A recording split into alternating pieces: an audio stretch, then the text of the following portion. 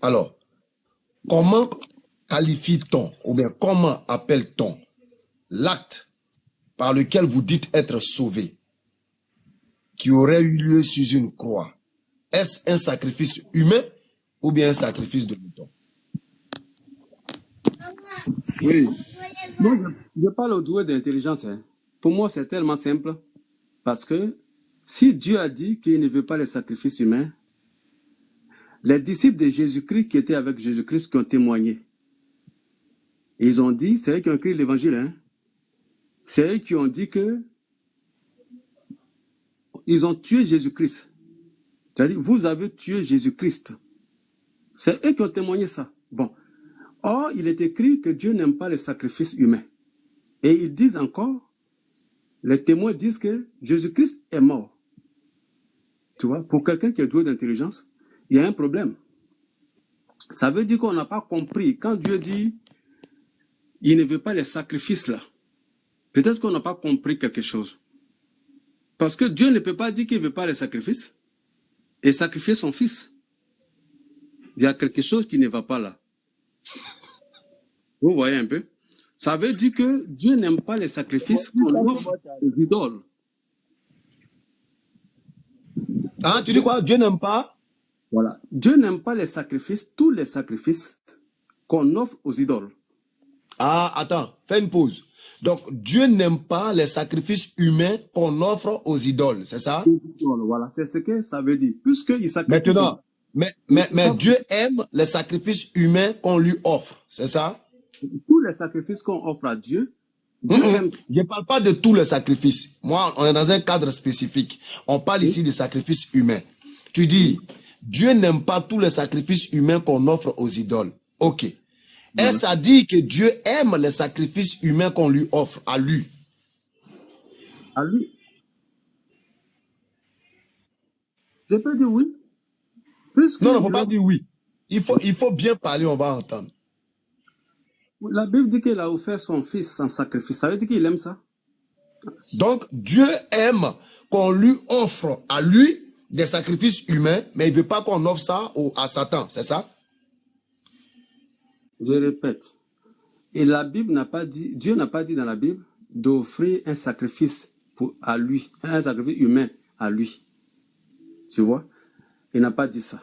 Donc, il ne peut pas dire il peut pas répondre à ça. Ce qu'il peut dire, Dieu lui-même, il a offert un sacrifice. Ça veut dire qu'il aime ça. Dieu a offert quoi? Il a offert quoi en sacrifice? Un mouton ou bien un homme? Voilà. Il a offert un homme comme un agneau. Il a offert un homme ou bien un mouton? Il a offert un homme comme l'agneau, comme un agneau.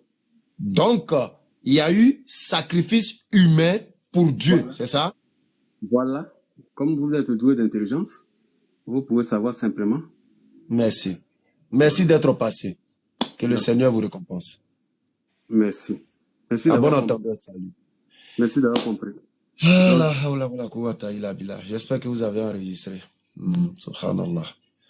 Oui, Do. Bonsoir d'abord à tout le monde et j'aimerais poser 2 ou 3 questions. Donc, chrétien, musulman, athée, païen, kémite, bouddhiste, quoi. Je suis chrétien. Mais alors, tout à l'heure, on a dit, tu dis, j'ai dit, il faut appeler le Saint-Esprit, tu dis, tu connais même pas ma confession religieuse. Oui, effectivement. Ok, donc, on reste dans le tempo. Voilà, je voudrais poser... Au fait, regarde, depuis combien de mois, la BAM veut détruire c'est-à-dire, on veut détruire le noyau du christianisme qui serait la rédemption par le sang de Jésus. C'est ça là, on veut détruire, aller là. Afin de Jésus et Dieu n'est pas Dieu là. Il faut mettre ça à côté là-bas. Dis-nous, on vient de finir avec ton frère, lui confirme que Dieu aime les sacrifices humains, mais il n'aime pas qu'on fasse ça aux autres. Subhanallah. Tu confirmes? Bon, moi, je ne confirme pas parce que je ne peux pas me prononcer là-dessus parce que je n'ai pas encore fait des recherches approfondies dans la Bible sur ce sujet précisément. D'accord. Voilà, donc, je pense que, on va laisser partir d'eau parce que nous, on veut des gens qui maîtrisent la rédemption. On veut parler de ça. D'accord. Peut-être qu'à ta prochaine sortie, ce soir, peut-être que je vais essayer de voir, mais à ta prochaine sortie, Voilà, donc vas-y. Tu vas voilà, réviser, maintenant, tu vas je bosser. vais poser une ou deux questions, si possible. Et puis, en fait, je veux pas que les questions nous sortent parce qu'on a trop dévié. C'est ça, depuis là, il veut développer, mais je n'arrive pas. Vous ne savez pas que quand tu vas poser encore une autre question, ça va nous amener encore ailleurs. Non, tu vas me répondre brièvement, si possible. Il va poser la question. Comme si on sent que le thème va nous éloigner du sujet, on va remettre ça la prochaine fois. Peut-être ça va faire l'objet d'un live. D'accord, d'accord, il n'y a pas de souci. D'accord, Voilà. d'accord. Donc, je peux poser, non? Allez-y. Ok. Il y a un passage, je crois que c'est dans Timothée, je vais paraphraser, où il est écrit Dieu et Jésus-Christ, mais le verbe n'est pas accordé, c'est-à-dire, c'est comme si on parlait d'une seule personne. Je pense que ça sera l'occasion pour tout le monde de prendre bonne note. Vous prenez vos bics et vos stylos avec des feuilles, parce que c'est pas évident qu'on revienne là-dessus. 2 Timothée 4, verset 1er. Nous allons lire. Je t'en conjure devant Dieu et devant Jésus-Christ, qui doit juger les vivants et les morts au nom de son apparition et de son royaume. Un texte tellement clair, très Vraiment. clair. Lorsque nous lisons dans Jean chapitre 5, le verset 22. Cam, tu l'as là-bas? Jean Jean 5, 22. Jean chapitre 5, le verset 22. Ok, je l'ai. Allons-y. Le Père ne juge personne, mais il a remis tout jugement au Fils. Très bien. Donc, le Père a remis tout jugement au Fils. Alors, il est clair que dans l'esprit du texte, le verbe n'est pas au pluriel parce que ici, l'action de juger ne concerne que Jésus. Ah, il est en train de... Bon, pas enregistrer, il faut bien faire ton enregistrement.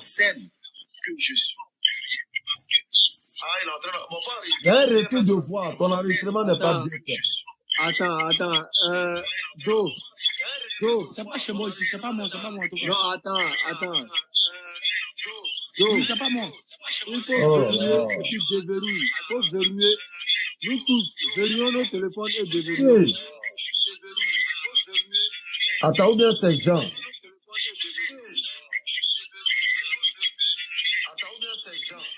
Non, c'est chez Do. C'est chez Do.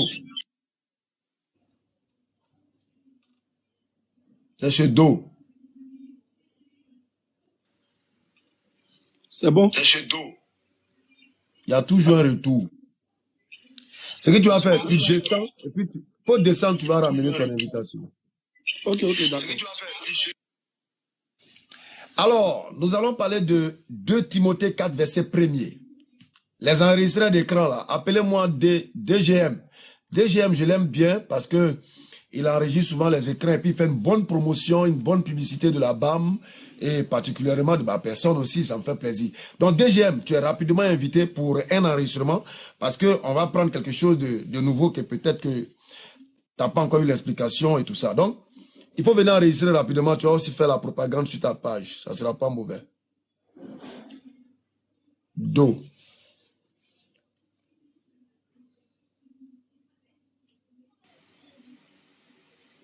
Quand tu leur dis d'activer, ils vont dire non, on ne peut pas activer, on ne peut pas comme ça. S'ils mentent, on les laisse avec leur Dieu Jésus. S'ils disent la vérité aussi, on les laisse avec leur Dieu Jésus. Non, Chérif Aïdara, ce n'est pas style mexicain, hein. Ça c'est style de Peul. Ça c'est un chapeau de Peul, le berger Peul. C'est ça là, il porte. Donc je suis là aujourd'hui pour guider mes brebis chrétiens qui n'arrivent pas à comprendre les choses. Alors, Do. Déjà, Do. Tu vis où? Il est parti où encore? Il allait rien dans quoi? Celui qui te donne des choses, bien, c'est pas quoi? Il faut l'inviter ici. Donc, vous résidez où? Moi, je suis à Makori. À Makori. Ok. Oui. Je note. Makori. Bien. Donc, dans Jean chapitre 5, verset 22, On n'est jamais venu au face à face. Pourquoi? il ne peut jamais venir. Et il ne va jamais venir. Et pourquoi? Comme c'est explication là, sinon j'allais plus parler. Puisque tu es à Makori, nous étions à Makori récemment. Makori, derrière le grand marché. Tu as sans doute eu écho. mais on t'a pas vu. Enfin bref, c'est pas grave. Donc, dans Jean chapitre 5, verset 22, Dieu qui a envoyé Jésus, Dieu qui donne l'autorité à Jésus pour faire ce que lui, Dieu veut, dit dans Jean 5, 22, qu'il a remis le jugement au Fils. Pourquoi? Parce que c'est le Fils qui a été envoyé vers les gens. C'est ceci que le Coran nous rappelle, que nous allons envoyer des témoins contre les gens et nous allons t'envoyer toi comme témoin contre ceux-ci. Donc, les meilleurs témoins face aux hommes sont les prophètes qui ont été envoyés. Donc, Jésus-Christ ici, c'est celui-là dans Jean 5, 22, à qui Dieu va remettre le jugement. De qui? Des 12 tribus de la maison d'Israël. Nous continuons. Donc, le verbe n'est pas au pluriel, parce que ici, l'action de juger ne concerne que Jésus.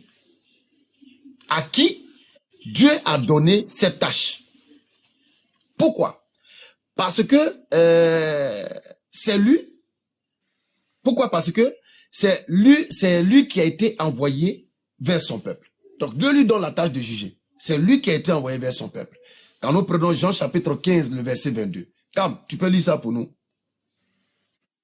C'est une explication qui ne dure pas. Jean chapitre 15, le verset 22. Voilà, comme ça. 5 ou 15. 15, 22. On a fini à 5, 22. Saturé, il faut monter. Alors, maintenant, je fais la 15, 22. lecture. Oui, oui. Mais ils vous feront toutes ces choses à cause de mon nom, parce qu'ils ne connaissent pas celui qui m'a envoyé. Très bien. Donc, voilà l'explication. Pardon. Si je n'étais pas venu et que je leur eusse point parlé, ils n'auraient pas de péché.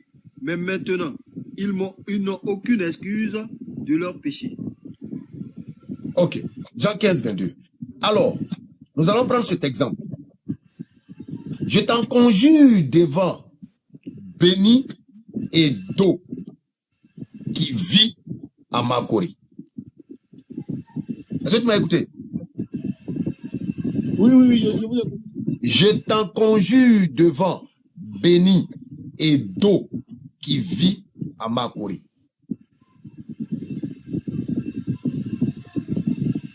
Si tu as compris mon exemple, c'est que tu as compris le test. Enfin, attendez. Enfin, je te donne encore un autre exemple. Enfin, je t'en conjure devant Béni et Kamaraté qui vit à Korogo. Okay. Qui vit à Korogo? Les deux ou bien un seul? C'est un seul qui vit à Korogo. Très bien. Okay. Donc ici, il y a un élément de précision. C'est quand on t'a donné Jean 5, 22. Dieu donne l'autorité à Jésus de juger. Donc ici, là, le jugement dont il est question, on ne peut pas accorder parce qu'il s'agit de Jésus. Mais le chrétien, lui, va avoir en cela une doublure de Dieu en Jésus, Jésus en Dieu. Non, loin de là. Ça n'a absolument rien à voir. Et la ruse qu'ils font, c'est qu'ils disent, mais qui juge? C'est Dieu qui juge, non?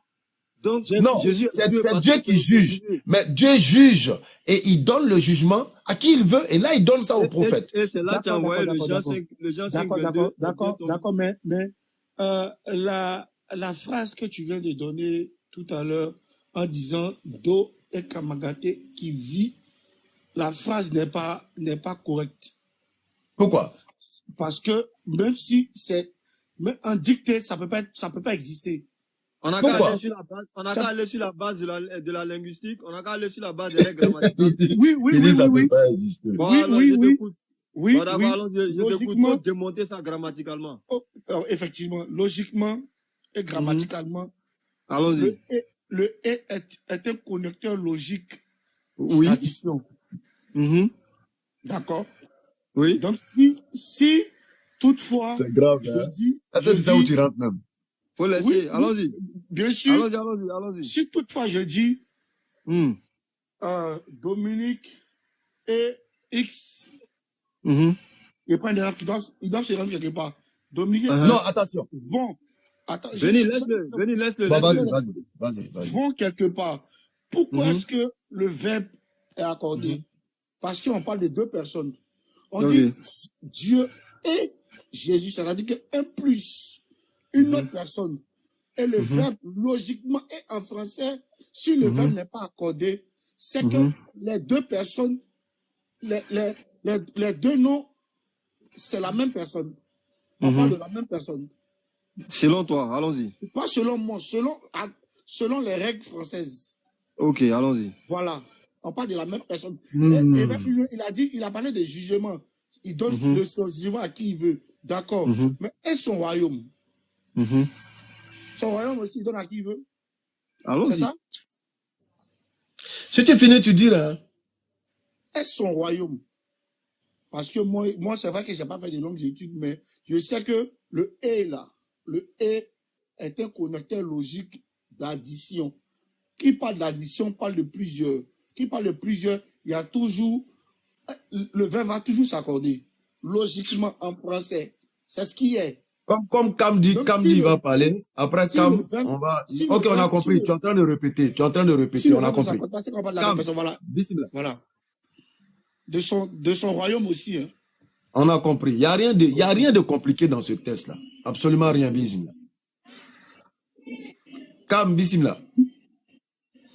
Bon, en attendant que Cam n'arrive. Tu vois, tout à l'heure, là, dans le test, là, il y a des éléments... Ok, vas-y, on t'entendait pas, vas-y. Voilà. C'est-à-dire, le texte, là, on ne bouge pas. Hein. Il dit on n'a qu'à aller sur les règles grammaticales. C'est ça seulement, moi, j'ai fait, puis je laisse la parole à Béni. Je t'en conjure devant Dieu et devant Jésus. C'est là, lui, s'arrête pour dire non, il y a connecteur logique et qu'il y a une addition. Donc, je t'en conjure devant Dieu et devant Jésus, virgule. La virgule ici, là, on pourrait la mettre comme une parenthèse parce que elle va venir faire une addition, elle va ajouter un détail qui va maintenant expliquer ou donner plus de détails sur celui qui vient en deuxième position. Donc, en d'autres termes, je t'en conjure au nom de Dieu et je t'en conjure devant Dieu et je t'en conjure devant Jésus qui doit juger les vivants et les morts et au nom de son apparition et de son royaume. Si tu dis royaume là, c'est quel royaume? On va te prendre tout simplement Jean 14 à partir du verset 2. Quand Jésus dit qu'il y a plusieurs demeures dans le royaume de son Père. Et on continue en bas du verset, il dit, je vais là où je vais pour que vous aussi vous puissiez être là-bas avec moi. Donc il est en train de dire quoi? Et Béni a donné, comment on appelle ça, Jean 5, le verset 22, qui montre que Jésus a la capacité de juger. Capacité qui lui a été donnée selon qui? Selon Dieu. On va où? Jean 5 encore, le verset 30 encore. Je ne peux rien faire de moi-même selon ce que... Et je juge, mon jugement est jusqu'à... Je ne fais pas ma volonté, mais la volonté du Père qui m'a envoyé. Les choses, tu vois que ça se rejoint. Jésus ça se rejoint. Voilà, Béni, je te laisse la parole. Inch'Allah. Alors, comment il s'appelle? Do. Oui. Est-ce que tu attends là? C'est la toute première fois que tu l'entends. C'est Oustaz ou c'est... Moi, c'est Béni Islam. C'est Béni Islam. Mais ce qu'il vient de dire par rapport à la virgule, moi j'ai été à l'école, c'est vrai que je n'ai pas fait de longues études, mais ça n'existe pas. Écoute-moi. Béni, c'est pas possible. Béni, pardon, donne-moi une seule minute. Excuse-moi, une seule minute. Je vais te donner un petit enseignement sur la manière de parler de Paul. Quand tu prends Paul, à l'ouverture de... Excuse-moi. Quand tu étudies l'écriture de quelqu'un, il faut étudier son style. Et Béni connaît. Faut demander à Béni m'appelle comment? Le petit nom qui a le plus moi, il connaît. Paul, quand tu veux lire 2 Timothée, là, c'est un écrit de Paul. Et quand tu prends les écrits de Paul, il fait toujours la part... Saturé, il faut venir, il faut monter. Entre Dieu d'abord et Jésus ensuite. Je te donne cet enseignement-là aujourd'hui. Hein. Prends les écrits au début de ces chapitres-là. Il va mettre Dieu et puis il va mettre Jésus. À chaque fois. Donc c'est le même style qui est là. C'est-à-dire il fait la part des choses en Dieu. Ou bien je te mets au défi de me montrer là où Paul déifie Jésus. Ça n'existait pas. Donc ce passage-là, prends la virgule telle que je t'ai dit, comme une sorte de parenthèse qui va venir donner plus de détails sur la deuxième personne qui est citée. C'est pas possible. Ça, c'est pas possible. Bon, d'accord. Ok, Do, on a compris. Do, écoute. Écoute. On va aller tout doucement, Inch'Allah. Kamaraté que tu vois, il habite à Korogo. D'accord. Jésus dont on parle là, selon la Bible, dans Jean 5, 22, c'est lui à qui le Père a remis quoi? Le jugement. Est-ce qu'on est d'accord? Oui. Ok. Maintenant, écoute-moi bien. Hein. Je t'en conjure devant Béni et Kamaraté qui vit à Korogo. Pourquoi moi on me cite dans la phrase C'est pas et la on question. parle de la Faut maison de dire d'abord Kamaraté. si c'est qui On va- me cite en tant que quoi ou en Il tant faut que qui? l'écouter. Non, attends. Faut dire d'abord si la phrase qu'il a dite là, si elle est fausse d'abord. Faut tirer une erreur dedans d'abord. Avant Oui, d'appliquer ça au c'est ce dossier. que je suis en train de faire. Voilà. C'est ce que je suis en train de faire. Est-ce qu'il y a une faute dans la phrase? Dans ce que tu viens de dire, Oui. je t'en conjure, ou bien réponds ta phrase s'il te plaît. Je t'en conjure devant Béni et Kamaraté qui vit à Korogo. Non. Mais la phrase est fausse. D'accord. Qui vit à Korogo? Béni et Kamaraté ou bien Kamaraté? D'après ce que tu dis, c'est Kamaraté qui vit à Korogo. Merci beaucoup. Alors, Mais c'est fini. je t'en conjure Non, t'as pas devant fini. Dieu. Non, écoute-moi. Je t'en conjure devant Dieu et devant Jésus-Christ qui doit juger. Qui doit juger les morts et les vivants selon la Bible? Jean 5, 22.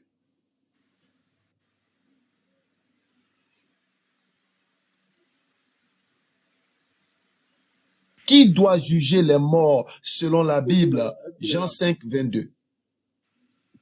Est-ce qu'il est là? Non, il est là. Silence radio, fréquence brouillée. Rétablissez le réseau le plus tôt possible. Ah, c'est une Silence. question que tu me poses. Exactement.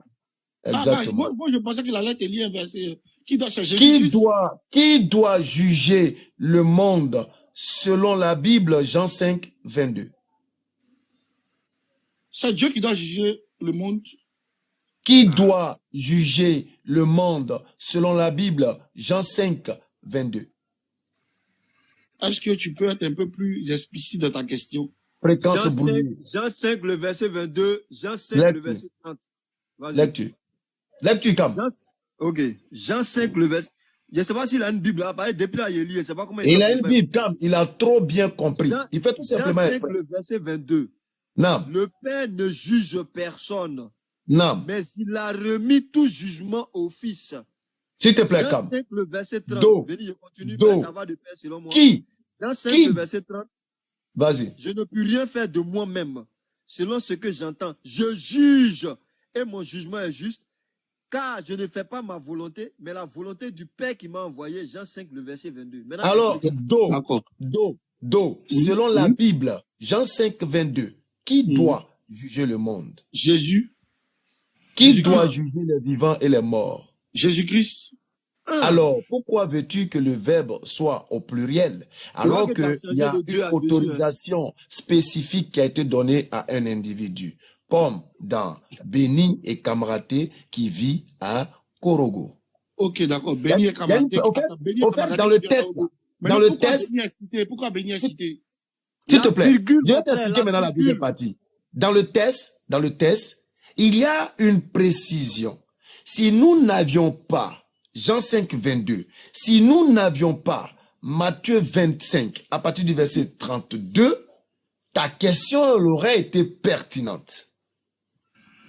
Mais du moment où nous avons Jean 5, 22, nous avons Matthieu 25 à partir du verset 32, ta question perd toute pertinence.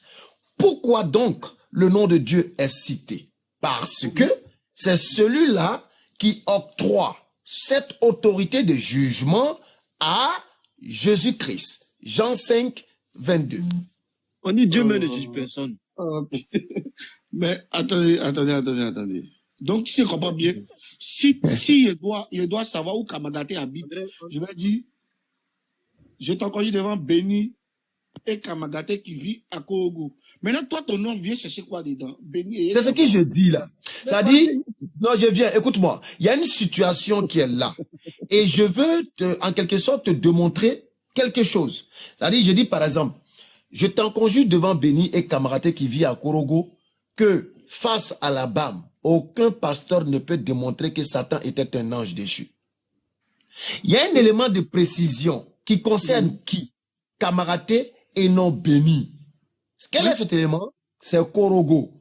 Et quand on regarde, on se rend compte que Béni ne vit pas à Korogo, mais c'est Kamaraté qui vit à Korogo.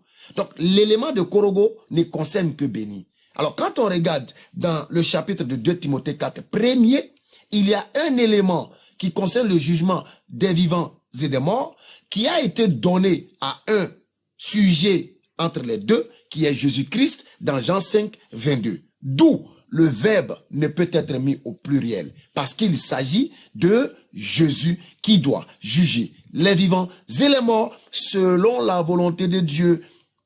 Mais C'est pourquoi Dieu a dit, il y a plusieurs demeures. Non, je viens. Il y a plusieurs demeures dans le royaume de mon Père, etc. Mais vous qui m'avez suivi, sera ici 12 trônes, vous jugerez les 12 tribus d'Israël. Donc, il y a une précision qui est là. Maintenant, pourquoi Dieu il est cité? Parce que Dieu est l'être suprême qui octroie le jugement à Jésus. Attends, il n'en revient pas. Bon, ok, d'accord. D'accord. Attends, Béni, Son royaume. Attends, mon frère Do, excuse-moi, mon frère Do. Tu connais la formule là, ilaha illallah, Muhammad Rasulullah? Tu as déjà entendu ça, même si tu ne connais pas le fond. Oui. Voilà. Tu sais ce que ça veut dire? Je sais pas. Voilà, ça veut dire que je témoigne qu'il n'y a d'autre Dieu que Dieu et je témoigne que Mohammed, cette fois-ci, est le messager de Dieu. Si quelqu'un s'en tient, quelqu'un pourrait jouer les malhonnêtes, hein, parce que je connais des gens même qui disent que nous faisons du shirk.